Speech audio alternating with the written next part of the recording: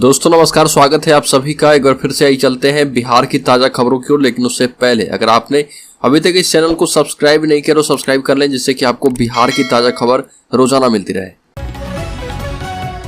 पहली बड़ी खबर, बेगूसराय में एक पिता ने सौतेली बेटी के साथ किया रेप और वो पिछले 1 साल से पीड़िता को परेशान कर रहा था। इस दौरान उसने कई बार उसके साथ रेप किया, लेकिन नाबालिग डर के मारे किसी को बता नहीं रही थी। घटना तेघड़ा नगर परिषद के एक वार्ड की है। वहीं पीड़िता के शोर शराबे पर ग्रामीण जुटे और पिता को पकड़कर तेघड़ा थाने को सूचना दी है। मौके पर पहुंची पुलिस ने आरोपी को गिरफ्तार कर थाने ले आई है। 2025 के चुनाव में तेजस्वी वर्सेस सम्राट चौधरी तो कौन पड़ेगा भारी। सम्राट चौधरी को बीजेपी ने बिहार भाजपा का प्रदेश अध्यक्ष बना दिया है। 2 दिन पहले पटना में लगे पोस्टर ने राजनीतिक सरगर्मी बढ़ा दी है। पोस्टर में बिहार भाजपा के नए प्रदेश अध्यक्ष सम्राट चौधरी की तुलना यूपी के सीएम योगी आदित्यनाथ से की गई। इसके बाद से बिहार के मुख्यमंत्री के तौर पर सम्राट चौधरी को देखा जा रहा है। वहीं दूसरी ओर राजद लालू प्रसाद यादव के बेटे और डिप्टी सीएम तेजस्वी यादव को 2025 में सीएम कैंडिडेट प्रोजेक्ट करने में लगी है। सम्राट चौधरी के बीजेपी बिहार के प्रदेश अध्यक्ष बनाए जाने के बाद से पब्लिक डोमेन में इसकी चर्चा सबसे तेज है कि बीजेपी ने उप मुख्यमंत्री तेजस्वी यादव के सामने एक तेज तर्रार युवा नेता को खड़ा कर दिया है। भागलपुर में प्रदूषण जांच करने पहुंची केंद्रीय टीम। भागलपुर के कहलगांव में केंद्रीय प्रदूषण नियंत्रण बोर्ड पूर्वी क्षेत्रीय निदेशालय कोलकाता से 5 सदस्यीय वैज्ञानिक की टीम पहुंची, जहां पर 2 दिनों तक वायु प्रदूषण का जांच किया जाएगा। केंद्रीय टीम कहलगांव के एक चारी के पश्चिम टोला भोलसार निवासी के आवेदन पर वास्तविक स्थिति का जायजा करने के लिए पहुंची है। स्थानीय निवासी ने पीएमओ में शिकायत की थी कि एनटीपीसी के चारों ओर करीब 20 से 25 हजार लोग वायु प्रदूषण से जूझ रहे, सांस संबंधित बीमारी से ग्रसित हो रहे। एनटीपीसी के इस डेक से उड़ने वाले राख से लोग परेशान हैं, जिसके बाद अब कई घरों पर यंत्र लगाया गया है ताकि प्रदूषण की जांच हो पाए। बिहार के साथ नेपाल की करीब 730 किलोमीटर की सीमा लगती है। नेपाल के तमाम इलाकों में चीन की दखल कुछ महीनों में काफी तेज हो गई है।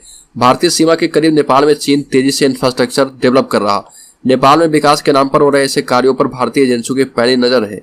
एसएसबी सीमाई क्षेत्रों में टेक्निकल मॉनिटरिंग को लेकर और भी बेहतर करने पर लगातार तेजी से काम कर रही है। डेटाबेस सॉफ्टवेयर के माध्यम से भी इसे और भी मजबूत करने की तैयारी है। ड्रोन से निगरानी की जा रही है और रेडियो के माध्यम से भी चीनी दुष्प्रचार के खिलाफ पूरा प्लान तैयार किया गया है। नेपाल भारत के बीच रोटी बेटी के संबंधों पर लगातार बात करने के लिए भारतीय सीमा में कुछ एफएम स्टेशन भी जल्द ही काम करने लगेंगे। राज्य में यूट्यूबर मनीष कश्यप के बाद उसके 3 करीबियों की तलाश रवि भट्ट, मणि द्विवेदी और रजनीश पर कसेगा यूयू का शिकंजा। इधर यूट्यूबर मनीष कश्यप को तमिलनाडु पुलिस अपने साथ लेकर जा चुकी है। इधर बिहार में आर्थिक अपराध इकाई की जांच और कार्रवाई तेज होगी।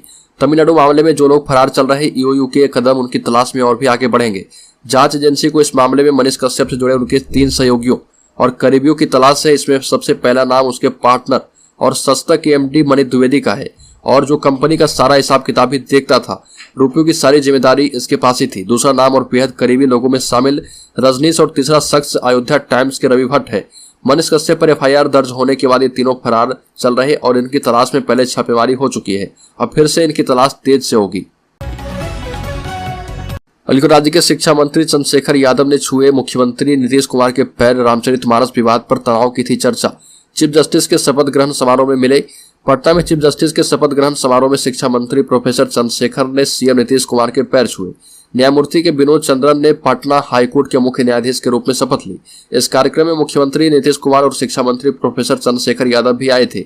इसी दौरान नीतीश कुमार के पैर छुए, जिसकी चर्चा काफी हो रही है और ये कहा जा रहा है कि रामचरितमानस विवाद के बाद दोनों के बीच तनाव हो गया था, जिसे कम करने का प्रयास किया गया है।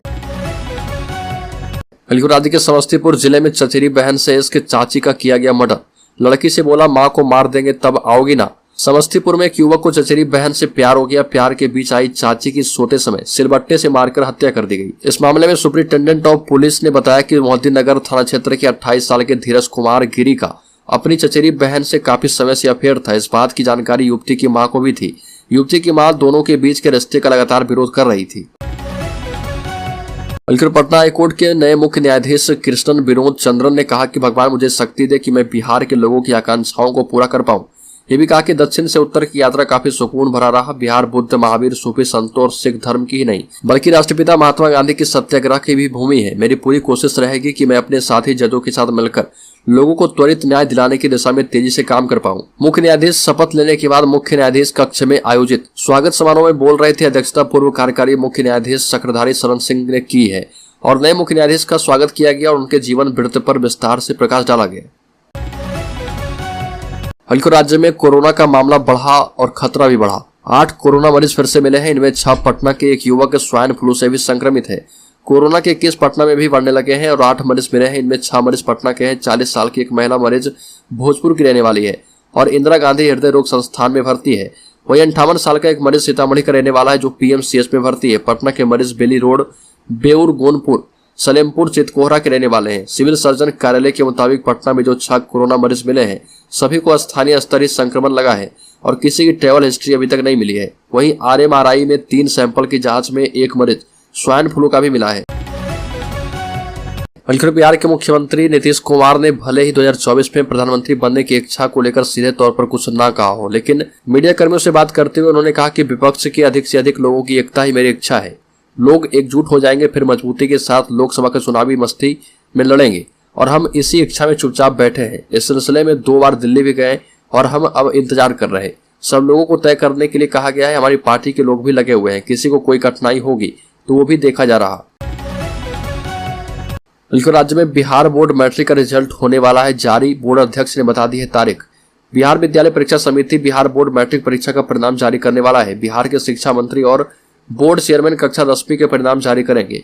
जिन छात्रों ने इस साल बिहार बोर्ड 10वीं की कक्षा की वार्षिक परीक्षा में भाग लिया था वो अपना परिणाम बोर्ड की आधिकारिक वेबसाइट पर जाकर चेक कर पाएंगे और परीक्षा परिणाम जारी होने से पहले की अंतिम प्रक्रिया बिहार बोर्ड पूरी कर चुका है और पिछले हफ्ते के अंतिम 3 दिनों में टॉपर्स वेरिफिकेशन की प्रक्रिया भी पूरी कर ली गई है। बिहार बोर्ड मैट्रिक रिजल्ट दोपहर बाद 3 बजे की जगह परिणाम देने का समय थोड़ा पहले का भी हो सकता है और 31 मार्च को परिणाम जारी किया जाएगा। दोबारा मधेपुरा जाना पड़ा तो जाएंगे, लेकिन परिणाम जारी करने के लिए शिक्षा मंत्री 31 मार्च को मधेपुरा से पटना जरूर आ जाएंगे।